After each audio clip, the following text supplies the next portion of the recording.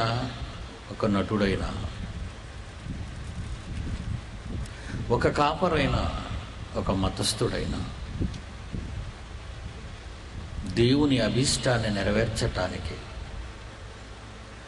సమాజంలో గూడుగట్టిన రుగ్మతను తీసివేయటానికి ఒక యేసు వలె ప్రాణమివ్వాలి. నవసమాజ నిర్మాణాన్ని మాటలతో కాక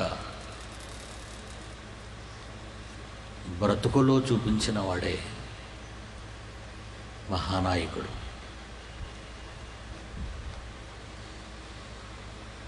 ప్రియమైన పిల్లలారా, మీ నుండి దేనినో ఆశించి ఈ సభల నిర్వహణ చేపట్టలేదు ఈ పిల్లలు. జరుగుతున్న ఘోరాతి ఘోరమైన నరబలి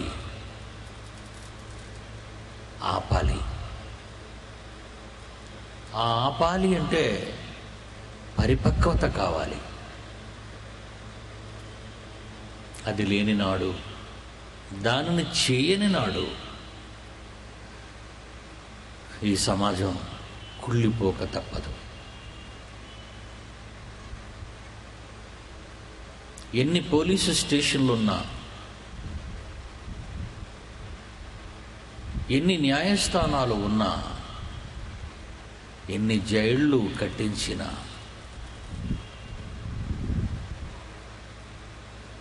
ఎంత సైన్యం ఉన్నా మనుషులు పక్షుల్లా రాలిపోతారు. ఎందుకంటే పరిపక్వత లేని నాడు, మనిషి మారని నాడు చట్టంగానే,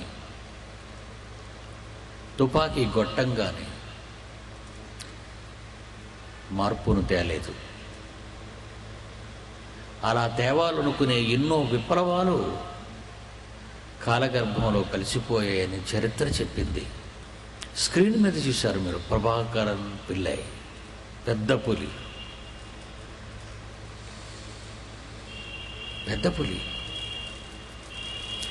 నాకంటే 5 ఏళ్ళు చిన్నవాడు. శ్రీలంకలో ప్రత్యేక దేశం కావాలని ఆ దేశంపై తిరుగుబాటు చేసి ఆ దేశ ప్రధానిని, పెద్దలను, అధికారులను తో పాటు మన దేశ ప్రధాని అయిన రాజీవ్ను కూడా హతమార్చిన భయంకరమైన క్రూరుడు ఆ విప్లవం. తాజాగా కాలగర్భంలో కలిసిపోయింది.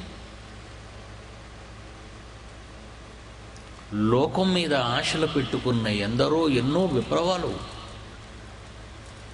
దేశ చరిత్రలోనూ ప్రపంచ చరిత్రలోనూ చోటు చేసుకున్నాయి. చదువుకున్న వాళ్ళు మీరు. ఆ తిరుగుబాటులన్నీ అణిచివేయబడ్డాయి. తిరుగుబాటుదారులు చంపబడ్డారు క్రూరంగా. కొందరైతే చచ్చిపోయారు, వాళ్ళకి వాళ్ళే ఆత్మహత్యలు చేసుకుని. విప్లవం నిలవాలి అంటే శరీరం గురించి ఆలోచిస్తే నిలవదు. శరీరం తాత్కాలికమైనది, దాన్ని నడిపించేది శాశ్వతమైనది. తాత్కాలికముగా ఉన్న మానవ ఆకారాన్ని నమ్ముకున్నవారు మట్టిలో కలిసిపోయారు. శాశ్వతమైన దానిని కోరుకున్నవారు చరిత్రలో ఉత్తములుగా నిలిచిపోయారు. దేవుని పిల్లలారా, బైబిల్ ఒక మహాజ్ఞాన గ్రంథం. ప్రపంచ ప్రతి పాఠశాలలో చిన్ననాట నుండి పిల్లలకు నేర్పించవలసిన బ్రతుకు కాలమంతా కూర్చుని నేర్చుకున్న తరగని మహాజ్ఞానం బైబిల్లో ఉంది. ఇది విదేశీ మత పుస్తకం అని మన దేశంతో పాటు ఎన్నో దేశాలు చెప్పుకున్నాయి. కడకు అమెరికా లాంటి దేశం కూడా అర్థం కాక బైబిల్ పిల్లల పాఠ్యపుస్తకాల్లో నుంచి తొలగించారు. ఒక్క మాటలో చెప్పాలి అంటే చెబితే వినరు, ఉన్నా చదవరు.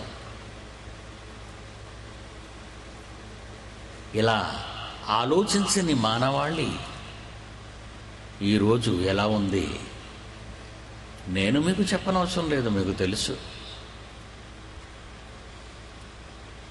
రక్తపు మరకలు లేని దేశం ప్రపంచ పటంలో కనిపించదు. పోరాటాలు కుల, వర్గ, ప్రాంతీయ, దేశ ఎన్ని పోరాటాలు! ఇవన్నీ ఎందుకు జరుగుతున్నాయి? జరిగిన వాటిని ఎలా నివారించగలము, ఎలా అణిచివేయాలని ప్రభుత్వాలు ఆలోచిస్తున్నాయి. నో, అది కాదు వైద్యం. అది కాదు వైద్యం. ఆ వేరు ఎక్కడ మొలిచింది, ఎందుకు మొలిచింది, ఎలా మొలిచింది అని ఆలోచించి భవిష్యత్తు తరాలలో ఆ చేదు వేరులు ఉండకుండా మూలాలతో సైతం బయటకు లాగే ప్రయత్నమే Bible open university India international వారు చేస్తున్న తపస్సు, గొప్ప కార్యం.